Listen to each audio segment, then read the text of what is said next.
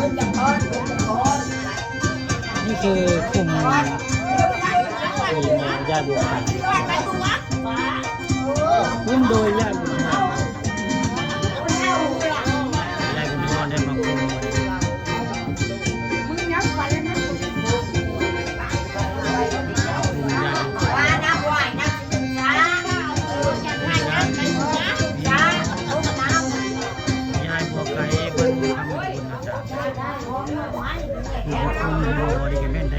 บุญโทษเจ้าบุญโทษเจ้าบุญโทษนัก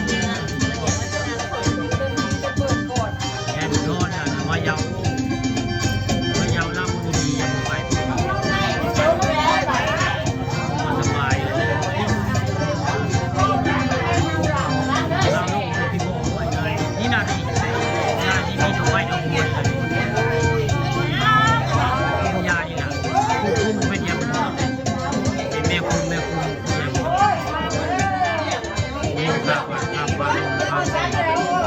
มีหมอฟันทำธรรมดา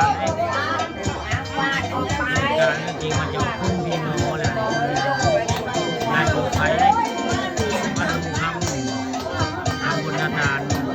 นี่ก็คือเงินยายบุญทอนออกคลิปขาดยายบุญทอนยายบุญทอนนี่เป็นทีมโมได้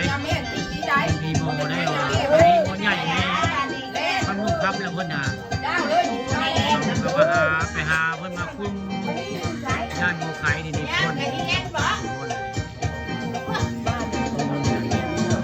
คือประเพณีของบ้านเขานัก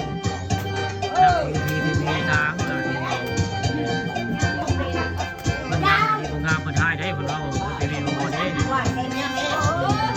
ต้องขยันจะเวฟเลยพ่อชูแม่เอ้ยทำอะไรก่อนจะแม่เด้อมันเครียดนะ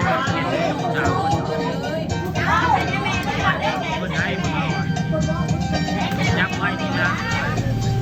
ยายบุญทอนเหรอเนี่ยหมอใหญ่มันทำสมุนไพรสาวจริงมันเองภ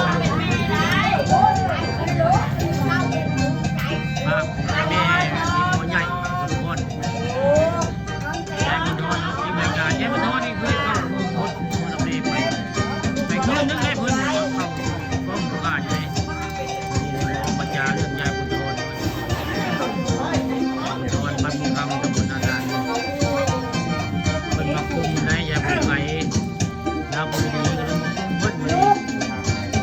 ทางบุรีคุมโดยยาบุญทอนในเป็นคำตำบลนาดาน